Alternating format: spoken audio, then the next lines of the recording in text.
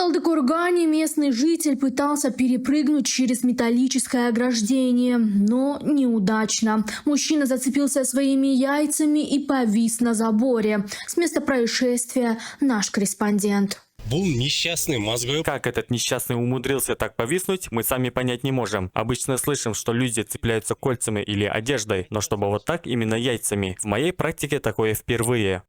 Анаконда магазиннен шарик пен грецкий орех ала сал деген.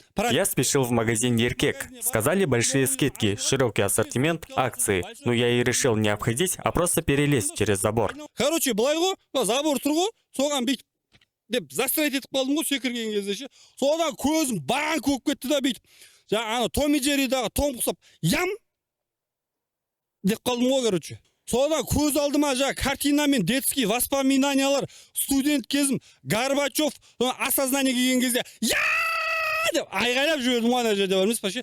И вот чем все закончилось. Теперь собираюсь подать в суд. Пусть хозяин магазина обеспечивает меня одеждой всю жизнь. Татьяна Тушонкова, Марина Машонкова, телеканал ПТК.